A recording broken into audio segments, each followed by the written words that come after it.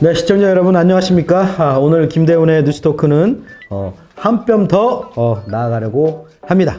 전라북도 익산시 을 국회의원이시죠? 한 뼘 더 한병도 의원님을 모셨습니다. 안녕하십니까? 반갑습니다. 예. 바로 대선 전국이 코앞이기 때문에 대선과 관련된 질문을 많이 드릴 수밖에 없다는 점을 좀 이해해 주시고 그에 관한 질문을 바로 드리도록 하겠습니다. 윤석열 대선 후보께서 문재인 정권에 대한 수사를 할 수밖에 없다, 하겠다 이렇게 얘기했잖아요. 어떤 느낌이신지 먼저 말씀 좀 해주시죠. 예.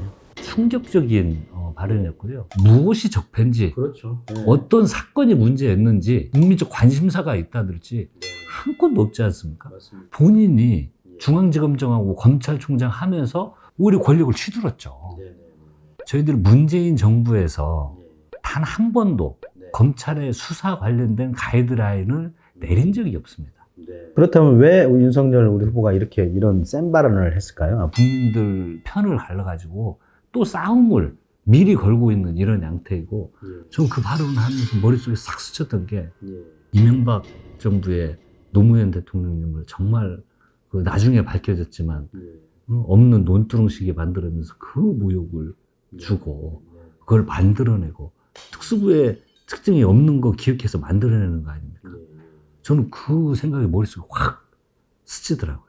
그래서 이건 정말 가만히 있을 문제가 아니다 라는 좀 심각한 생각을 했습니다. 얼마 전에 또 TV 토론 그렇게 이렇게 하면 국민들이 엄청난 관심이 있었어요. 39% 달성했대요. 시청률이. 그러면 어떠셨습니까? 소감이?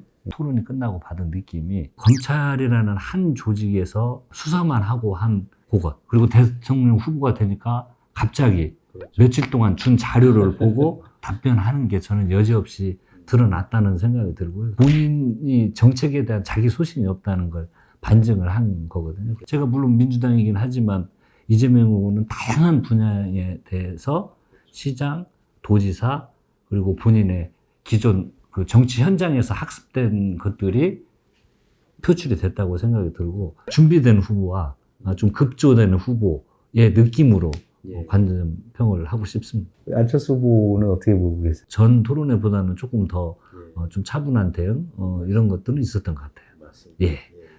원광대학교 제일 유명한 사람 중에 한 사람 아닙니까? 네, 제가 아주 유명하죠. 뭐 집회와 시위에 대해서 너무 많이 해가지고요. 운동에 참여했끔 만든 뭐 계기가 있을 거 아니에요? 무엇이 어떤. 사실은 뭐 거창한 게 아니고, 제가 대학교 1학년 때 4학년 선배님이 머리가 이렇게 좀 빠지셔서 왔더라고요. 경찰서에 가서 이걸 하도 이렇게 머리를 잡고 때려가지고 막 머리가 빠지고 그럴 정도로 충격이었어요. 그것에 대해서 개인적으로 아주 분노한 사건이 하나가 있었고, 그때 당시에 이렇게 광주 그 학살한 그 비디오를 그 로비에서 틀었어요. 그런데 저는 그걸 안 믿었어요. 이거 뭐 조작해서 하는 거 아니야? 데모하려고? 사실을 아는 순간부터는 이제 이거 안 되겠다 해서, 근데 저는 1학년 때부터 한 후반부터는 바로 시위에 참여를 걸었던 것 같아요. 열심히 또 하셔가지고 감옥도 투옥도 되시지 않으셨어요? 그 당시 기억도 생생하실 것 같은데 어떤 혐의로 또 투옥이 되셨어요? 학생회장 하면 시위를 주도하니까 경찰이 다 붙여요. 그런 게 비일비재했죠. 가서 그러면 뭐 구타 같은 거 안 당하셨어요? 쌍욕을 하고 머리 툭툭 때리고, 그래서 제가 맞고 있다가 안 되겠다 싶어서 책상 위로 올라가가지고 막 그 경찰서 조사받는 데에서 그 경찰들한테 책 던지고 막 소리 지르고. 그리고 바로 군대 가셨나요? 대부분 지도부들은 군대를 안 가고. 제 앞 사람들이 군대를 안 갔거든요. 그래서 이제 군대를 안 가는 줄 알고 있었어요. 근데 4학년이 됐는데 영장이 나왔더라고요. 법적으로 1년이면 2년이면 안 가는 거 아니냐 그랬더니 그 전에 그랬고, 저는 가야 된대요. 그때는 군대 가기가 좀 두려웠던 게, 군대를 가면 그 조직 사건을 만들었어요. 결국은 다녀오셨잖아요? 대학원 가서 27의 나이로 군대를 갔는데 제가 나이가 제일 많더라고요. 경계에 입문하게 된 계기하고 언제부터 좀 어떻게 됐는지 좀 간략하게 소개 좀 해주시죠. 제가 질문하시는 것보다 의원님께서 말씀하신. 우상호 선배가 좀 정치를 하는 게 어떻겠냐는 이야기를 좀 또 많이 했었고요. 그런 생각을 안 했던 건 아닌데, 특히 이제 노무현 대통령님 탄핵 이 과정을 보면서 그때 정말 막 분노하고 더 열심히 하게 된 결정적인 계기가 됐었습니다. 12년 만에 다시 21대 국회의원으로 돌아오셨잖아요. 그리고 한 12년 동안 뭐 어떻게 지내셨어요? 그러니까 제가 이제 도저히 납득할 수 없는 이유로 그 이제 탈락이 됐거든요. 그렇죠. 좀 노무현 대통령과 친한 사람들이 유독 많이 탈락이 되고, 그러고도 당을 뭐 대부분 많이 탈당하고 그랬는데 탈당하지 않고 당에 그대로 남아 있었고, 제가 큰 역할은 하진 않았지만 그래도 제가 그 지금 대통령님 그 모시고 제 분야와 제 역할에서는 그걸 계속 해왔기 때문에 그런 시간들을 보냈고요. 분노의 세월을 겪어서 12년이라는 세월이 지나서 다시 또 됐을 때 각오가 있었을 텐데요.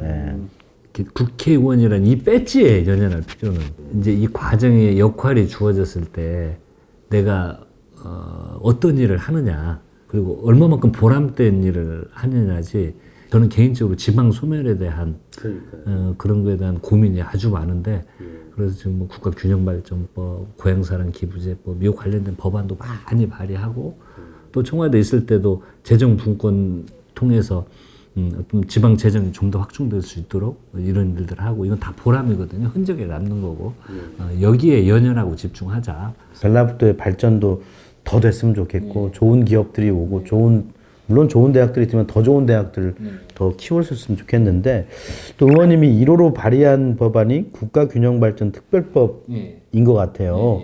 이 특별법 안에 이게 담겨 있는 핵심 뭔지 좀 설명 좀 해주시죠. 그래서 뭐 생활 여건, 주거, 주변 환경 이런 것들을, 너무 인구가 많이 유출되는 지역은 이런 것들을 잘 국가가 지원을 해서 굳이 떠나지 않아도 살 수 있는 정주 여건을 좀 마련해 주는 국가 지원 근거를 마련하는 법이고요.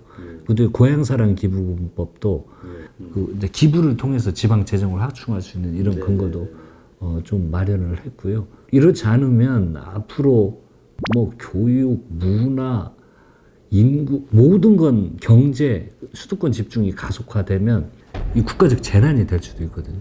기업들이 곳곳으로 이제 다 가면 훨씬 좀 더 발전할 수 있지 않을까. 저는 특별히 좀 전북 발전을 위해서 우리 의원님께서 더 노력해 주십사 하는 말씀을 드리겠고요.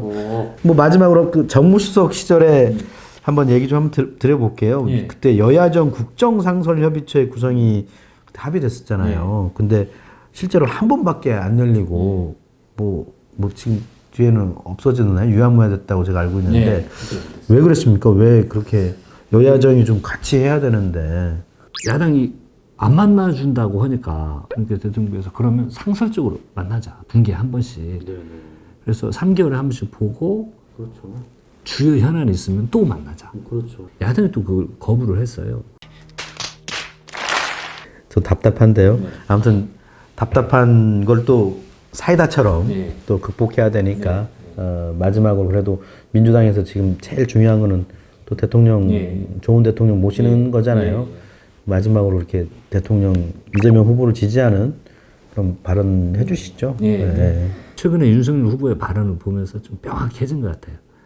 뒤로 후퇴해도 몇십 년 전으로 후퇴하는 이런 퇴행적 정부가 들어서겠구나. 한 단계 더 발전된 민주주의, 한 단계 더 발전시키는 미래로 나가기 위해서는 우리 민주당 이재명 정부가 꼭 돼야 되겠다는 그런 생각을 합니다. 네, 저 감사하고요. 저희 뉴스토크도 의원님이 바라는 그런 소망들이 다 이루어지기를 저도 소망해 보도록 하겠습니다. 한병도 의원님, 한병도 잘 되는 의원님으로 크기를 소망합니다. 감사합니다. 감사합니다.